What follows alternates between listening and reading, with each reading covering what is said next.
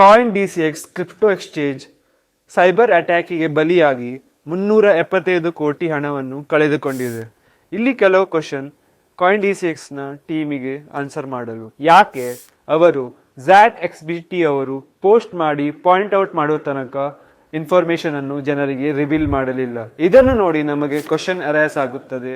ಅವರು ಟ್ರಾನ್ಸ್ಪರೆಂಟ್ ಇದ್ದಾರಾ ಅಥವಾ ಅವರನ್ನು ಸೇಫ್ ಮಾಡುತ್ತಿದ್ದಾರಾ? ಈ ಸಿಚುವೇಶನ್ ನಲ್ಲಿ ಸ್ಮಾಲ್ ವಿಡ್ರಾಲ್ ಅನ್ನು ಅವರು ಪ್ರೊಸೆಸ್ ಮಾಡುತ್ತಿದ್ದಾರೆ, ಆದರೆ ಬಿಗ್ ವಿಡ್ರಾಲ್ ಅನ್ನು ಅವರು ಪ್ರೊಸೆಸ್ ಮಾಡುತ್ತಾ ಇಲ್ಲ. ಕಾಯಿನ್ DCX ಅವರು 50 ಕೋಟಿ ಫಂಡ್ ಅನ್ನು ಸೆಟಪ್ ಮಾಡಿದ್ದರು ಈ ತರದ ಸಿಚುವೇಶನ್ ಗಾಗಿ. ಆದರೆ ಈಗ 370 crores ಪ್ಲಸ್ ಇಂಪ್ಯಾಕ್ಟ್ ಅವರ ಮೇಲೆ ಬಂದಿದೆ. ನೋಡಬೇಕು ಅವರು ಹೇಗೆ ಇದನ್ನು ಸಾಲ್ವ್ ಮಾಡುತ್ತಾರೆ.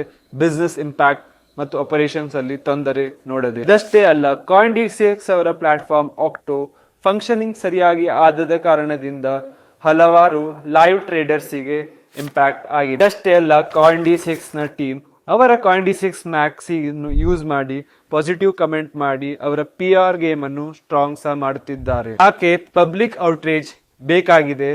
ಎಕ್ಸ್ಚೇಂಜಸ್ಸಿಗೆ ಜನರ ಹತ್ರ ಟ್ರಾನ್ಸ್ಪರೆಂಟ್ ಆಗಿ ವಿಷಯ ತಿಳಿಸಲು.